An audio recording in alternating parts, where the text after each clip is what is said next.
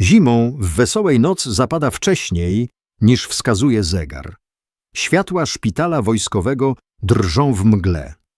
Elżbieta Zawadzka stała przy dyżurce, trzymając kartę pacjenta zbyt mocno. Papier lekko drżał. Nie podnosiła wzroku. Wiedziała, że spojrzenia i tak ją znajdą. Zawsze znajdowały. Znowu milczy, szepnęła ktoś zza pleców, jakby bała się własnego cienia. Elżbieta słyszała wszystko. Cisza była jej drugą skórą, nie ucieczką. Ordynator przeszedł obok, nie zatrzymując się. Mundur medyczny miał nieskazitelny, spojrzenie zimne. Pani Zawadzka, dlaczego raport z sali 3 jest niepełny? Zapytał głośno. Ciśnienie było niestabilne. Czekałam na kolejne pomiary. Odpowiedziała spokojnie. Śmiech przeszedł po korytarzu jak krótki podmuch. Krótki, ale bolesny. Pielęgniarka nie jest od myślenia, rzucił lekarz. Jest od wykonywania poleceń. Elżbieta skinęła głową. Tak było prościej. Zawsze było prościej. W korytarzach szpitala Wojska Polskiego pamięć miała długie echo. Tu służba znaczyła hierarchię. Nikt nie pytał, skąd przyszła. Jej teczka personalna była cienka, podejrzanie skromna. Z Krakowa przeniosła się do Warszawy bez pożegnań, bez śladów przeszłości. Widziałeś jej ręce? Mruknęła Katarzyna Drzewiecka przy automacie z kawą. Zawsze napięte. Jakby ciągle czegoś pilnowała. Odpowiedział sanitariusz. Elżbieta poprawiła mankiet bluzy. Blizny należały do innego życia. W sali 3 leżał młody żołnierz z Orzysza. Wypadek na poligonie. Rutyna. Elżbieta zauważyła jednak coś, co umknęło innym. Oddech nie układał się równo. Zawahała się tylko przez moment. Ten moment wystarczył, by ktoś parsknął śmiechem. Znowu się boi. Padło cicho, lecz wystarczająco głośno. Noc gęstniała. Mgła za oknem zasłaniała świat, jakby chciała coś ukryć. Elżbieta spojrzała na monitor. Linia życia była zbyt spokojna. Nienaturalnie spokojna. Coś było nie tak. Wiedziała to z doświadczenia, którego nikt tu nie znał. Zacisnęła palce, biorąc głęboki oddech. Cisza przestała ją chronić, a system, który przywykł nie słuchać, właśnie zbliżał się do granicy, po której nie ma odwrotu. Wtorkowe popołudnie. Dyżur jak każdy inny. Pełen nerwowego tempa, ścierania się ego i cichej rezygnacji. Szpital Wesoła pulsował napięciem. Wypadek drogowy pod Otwockiem rzucił do izby przyjęć falę rannych. Wszyscy byli w ruchu, wszyscy poza nią. Elżbieta stała przy noszach, obserwując pacjenta. Mężczyzna po 30, górnik z Zabrza. Złamania, duszność, zasinienia klatki piersiowej. To tylko stłuczenia, rzucił dr Cezary Radwański, młody rezydent z przesadnym przekonaniem o własnej nieomylności. Przenieść do obserwacji. Mamy cięższe przypadki. Elżbieta nie odpowiedziała, ale nie ruszyła się. Pani Zawadzka, powtórzył głośniej. Powiedziałem, żeby go przenieść. Zamiast odpowiedzieć, Elżbieta zbliżyła się do chorego. Dotknęła jego szyi. Żyła szyjna była nabrzmiała. Oddech nierówny, kąt ułożenia tchawicy lekko przesunięty. Nie, powiedziała cicho, lecz zdecydowanie. Co pani powiedziała? Radwański uniósł brew, wyraźnie rozdrażniony. Nie wolno go ruszać. To odma prężna. Jeżeli go przeniesiemy, umrze. Słowa zawisły w powietrzu. Cała sala zamarła. Nawet brzęk narzędzi ucichł. Jest pani tylko pielęgniarką, syknął lekarz. Nie ma pani prawa diagnozować. W tej samej chwili pacjent jęknął, a jego ciśnienie spadło gwałtownie. Monitor zapiszczał ostrzegawczo. Ciśnienie 60/40, saturacja spada, zawołała jedna z młodszych pielęgniarek. Lekarz zbladł. Sięgnął po telefon drżącą ręką. Elżbieta nie czekała. W jednym płynnym ruchu wyjęła grubą igłę z kieszeni fartucha. Odsłoniła klatkę piersiową pacjenta. Zlokalizowała drugą przestrzeń międzyżebrową. – Co pani robi? – krzyknął Radwański. – To, czego pan nie umie – odpowiedziała spokojnie. Wbiła igłę. Syknęło. Powietrze uciekło z klatki piersiowej pacjenta z ostrym świstem. Monitor uspokoił się. Mężczyzna wciągnął powietrze, jakby wrócił z granicy śmierci. Dekompresja igłowa, powiedziała Elżbieta cicho. Standard w tej sytuacji. Zapanowała cisza. Wszyscy patrzyli. Nie na pacjenta, który właśnie odzyskał przytomność. Na nią. Radwański cofnął się, zły i upokorzony. To była samowola. Zgłoszę to ordynatorowi. Pani kariera się kończy. Elżbieta nie zaprzeczyła. Nie tłumaczyła się. Odeszła z sali znowu w milczeniu.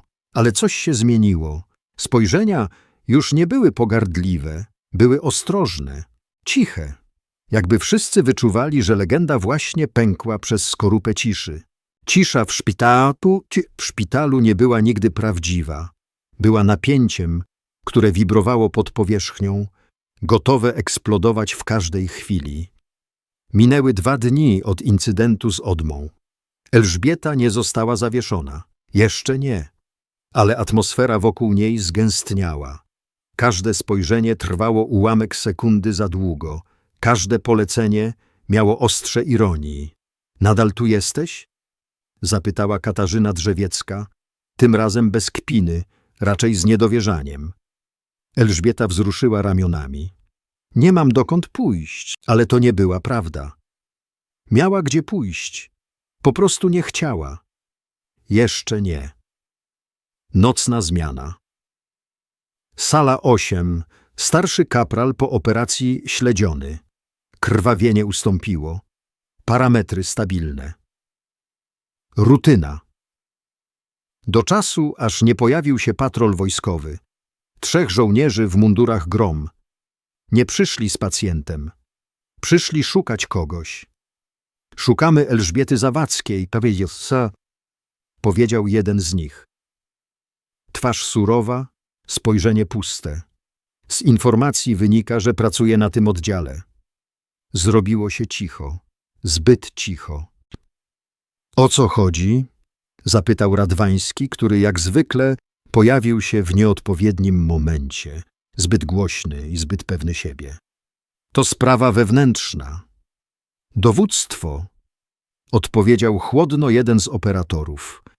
Na pagonach miał stopień starszego chorążego. Elżbieta poczuła, jak serce wbija się w żołądek. Znała tę twarz, te oczy, ten ton. Nie ruszyła się, nie odezwała.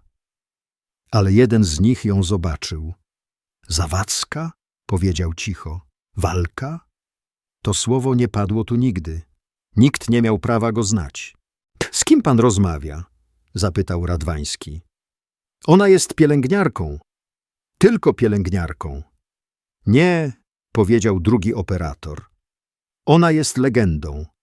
I mamy rozkaz. Albo idzie z nami, albo robimy tu burdel. Spojrzenia wszystkich znów były skierowane na nią. Ale tym razem nie były pełne kpiny. Były pełne pytań.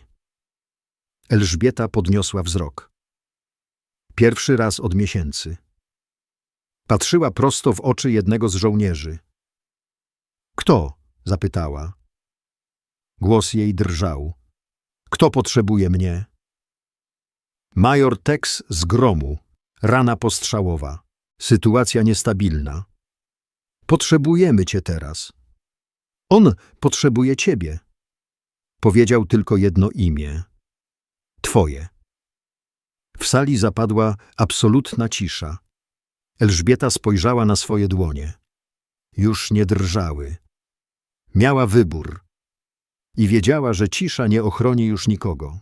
Szatnia była zimna. Światło jarzeniówek paliło się bezlitośnie, odbijając się od szarych kafelków i luster z rysami czasu. Elżbieta siedziała na ławce, torba obok, dłonie splecione. Z tyłu za drzwiami czekało wojsko. Ich obecność była jak cień, bez ruchu, ale nie do zignorowania. Nie miała obowiązku wracać. Nie podlegała już rozkazom. Przeszłość została w Afganistanie, Syrii, Czeczenii. Wszędzie, tylko nie tu, w Wesołej. Ale twarz Teksa wracała z każdą sekundą. Ten chłopak z harmonijką, który podczas przerwy uczył ich śląskich przekleństw. Ten sam, który osłaniał ją własnym ciałem pod ostrzałem w gazni. Nie jestem nią, szepnęła do siebie. Nie jestem już walką. Drzwi skrzypnęły. Weszło 2 ludzi. Nie mieli broni, nie mieli też stopni na mundurach. Byli zbyt profesjonalni, by je nosić publicznie. Czas ucieka, powiedział starszy z nich.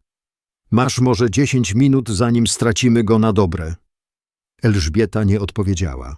Spojrzała w lustro. Zobaczyła twarz, której nie znała. Ani pielęgniarki, ani żołnierza. Kogoś pomiędzy.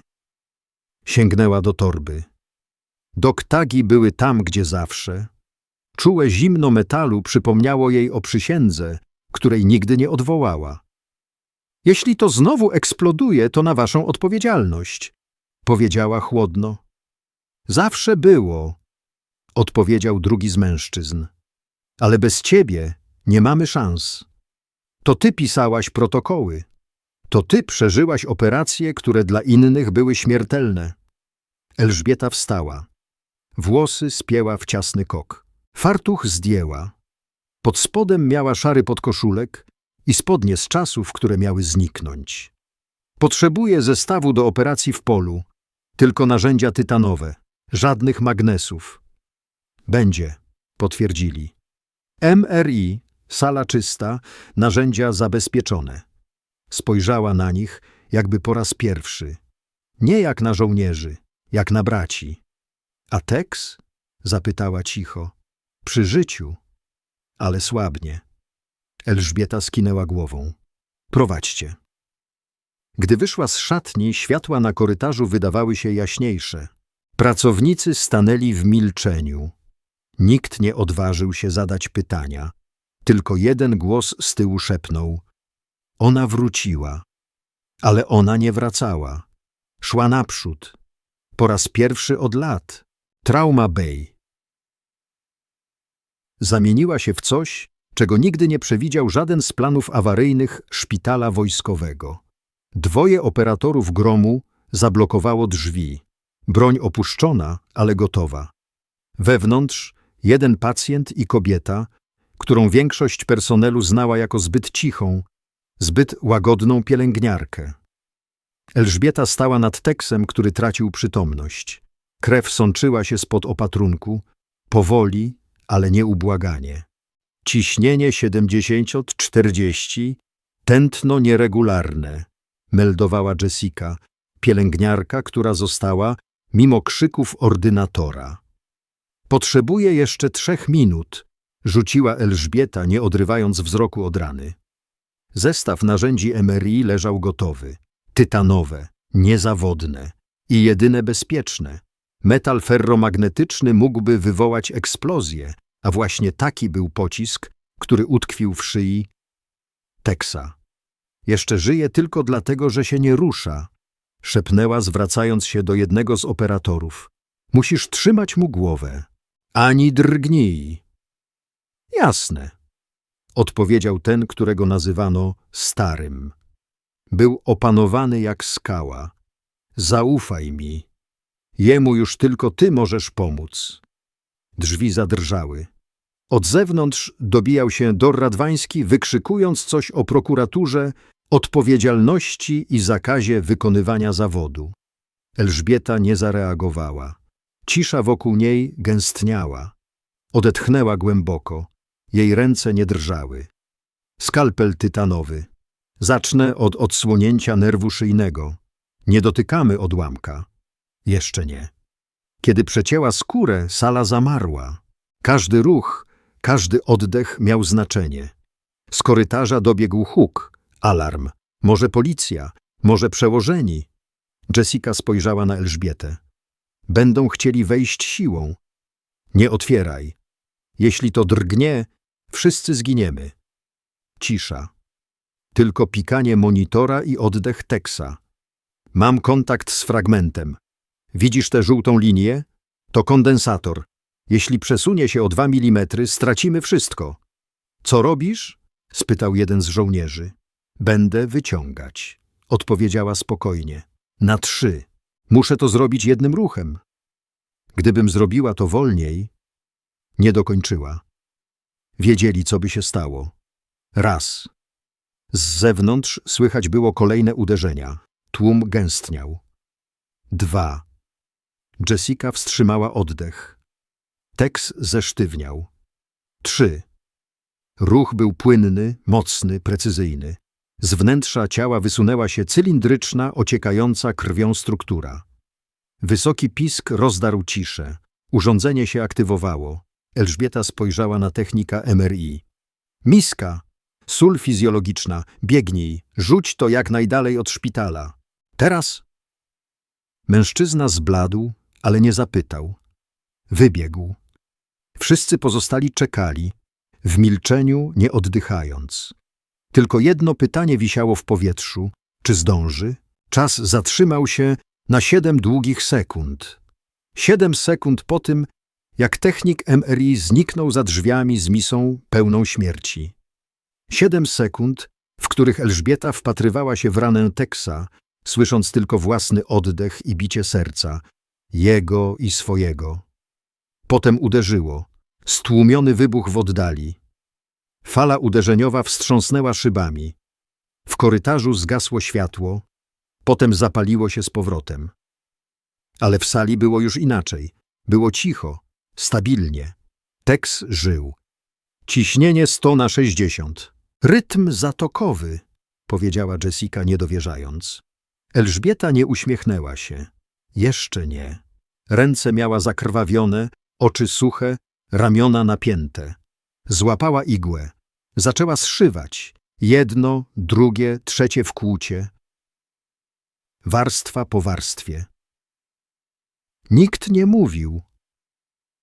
Nawet operatorzy, którzy wcześniej patrzyli na nią jak na cud, teraz stali nieruchomo, jak wartownicy w świątyni. Kiedy ostatni szef został zawiązany, Elżbieta zdjęła rękawiczki. Upadły na ziemię z miękkim plaśnięciem. Gotowe, szepnęła. Nie do kogoś konkretnego.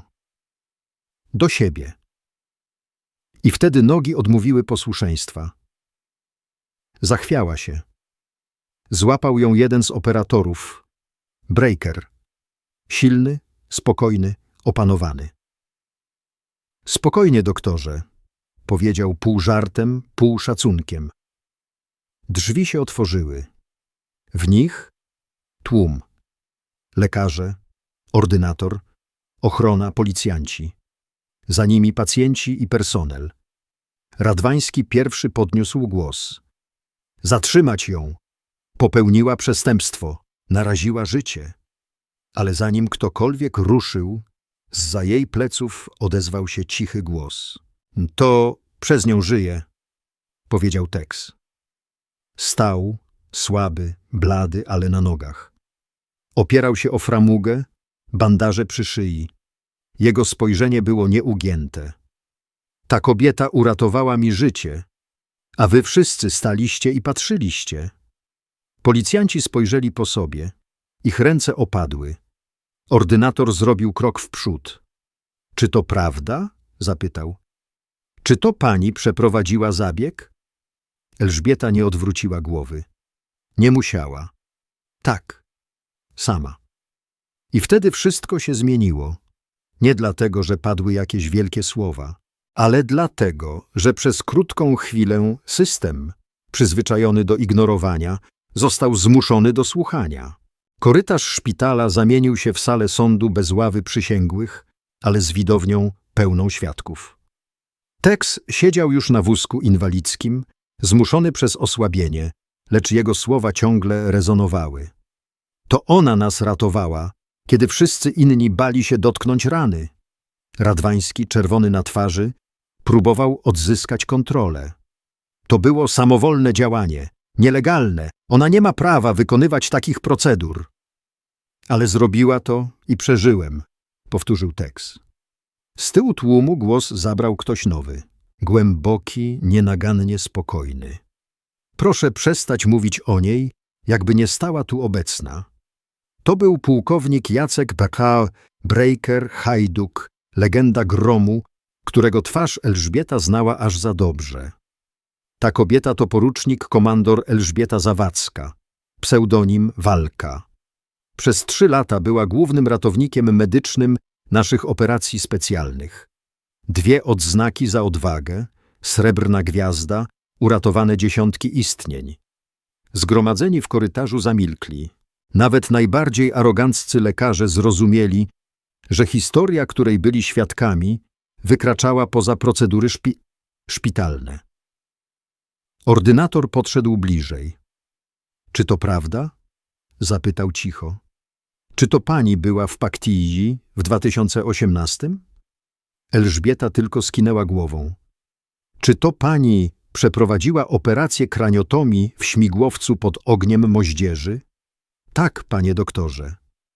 Starszy lekarz zamilkł. Potem spojrzał na Radwańskiego z odrazą. W takim razie to nie pani Zawadzka zostanie dziś zawieszona. To pan, doktorze Radwański. Za zaniechanie, pychę i brak kompetencji w sytuacji zagrożenia życia. Radwański otworzył usta, ale już nikt nie słuchał. Breaker wyjął telefon satelitarny. Chwilę później w eterze zabrzmiał głos, który ściął krew w żyłach wszystkim obecnym. Tu admirał Holaj z dowództwa sił specjalnych. Proszę mi przekazać osobę odpowiedzialną za przeszkadzanie w operacji ratowania naszego operatora. Telefon trafił do rąk dyrektora szpitala. Ręce mu się trzęsły. Zawadzka to zasób chroniony. Jedno słowo, a zawieszam całe finansowanie waszego oddziału. Czy to jasne? Kryształowo jasne, wyjąkał dyrektor. Breaker oddał telefon Elżbiecie. Chcą z tobą rozmawiać. Zawadzka przyłożyła aparat do ucha. Mówisz, że nie chcesz wracać na front, powiedział admirał. Ale my potrzebujemy ciebie gdzie indziej. Nie do walki, do nauczania. Poprowadź szkolenie dla przyszłych medyków bojowych. Nikt nie wie lepiej niż ty, co znaczy walczyć o życie z sekundy na sekundę. Elżbieta milczała przez chwilę. Tylko pod jednym warunkiem. Pełna autonomia. 0 polityki. 0 pokazówek. Masz to. A potem rozłączyła się. Patrząc przed siebie, cicho dodała. Czas postawić prawdę na stole i nigdy więcej jej nie ukrywać. 6 godzin po operacji trauma Bay-1 wyglądała jak po bitwie. Krew na podłodze, narzędzia w pośpiechu wrzucone do pojemników, opakowania po przetaczanym osoczu zwisające z wózków. Ale wszystko milczało. Elżbieta siedziała na plastikowym krześle przy oknie. Nie spała. Nie ruszała się. Wpatrywała się w swoje ręce. Nie drżały. W końcu drzwi się otworzyły. Jessica weszła z kubkiem herbaty. Usiadła obok niej, ostrożnie, jakby nie chciała przerwać ciszy. Wszyscy pytają, co dalej, powiedziała. Elżbieta uśmiechnęła się słabo. Dalej będzie gorzej. Przecież uratowałaś mu życie. Właśnie dlatego. System nie znosi, gdy ktoś z zewnątrz pokazuje jego słabości. Za oknem wschodziło słońce. W ospałych pawach różu i błękitu powoli rysował się dzień, a z nim przyszłość, która nie miała jeszcze nazwy. Na korytarzu pojawiły się osoby z zarządu szpitala. W ich ruchach było więcej kalkulacji niż emocji. Dokumenty, komisje, procedury. Próby kontroli tego, co już dawno wymknęło się z ram. Proszą o spotkanie, szepnęła Jessica. Chcą, żebyś zeznała, żebyś wyjaśniła działania niestandardowe. Elżbieta wstała. Oczywiście. W sali konferencyjnej czekali ordynator, dyrektor, 2 radców prawnych i 1 członek Ministerstwa Zdrowia. Całość wyglądała jak pokazowe przesłuchanie, ale to nie oni rozdawali karty. Chcemy ustalić ramy pani działania, zaczął ordynator. Zadziałałam zgodnie z realnym zagrożeniem życia pacjenta. W protokołach to się nazywa stan wyższej konieczności. Ale pani nie miała zgody lekarza prowadzącego. Elżbieta spojrzała prosto w oczy dyrektorowi. Lekarz prowadzący nie rozpoznał odmy prężnej. Nie rozpoznał też rany od ładunku z zapalnikiem magnetycznym. Mam dokumentację, jeżeli ktoś chciałby kontynuować rozmowę prawną. Cisza. Co pani sugeruje? Spytał cicho przedstawiciel ministerstwa. Nic. Ja tylko opowiadam, jak to wyglądało. Pacjent żyje, ja też. Reszta to decyzje ludzi, którzy do tej pory milczeli. Gdy wyszła z sali, wiedziała już, że cena za to wszystko dopiero nadejdzie. Słowa, które wypowiedziała, były jak nóż. Rozcinały ciszę, w której od lat ukrywały się błędy systemu. A raz rozciętą ranę trzeba będzie zszyć. Pytanie tylko na ci. Kto to zrobi? I czy nie pęknie znowu? Szpital zaczął trzeszczeć w szwach. Nie fizycznie. Struktura stała, ale fundament moralny zaczął się kruszyć. W ciągu tygodnia do Wesołej przyjechała komisja z inspektoratu wojskowego.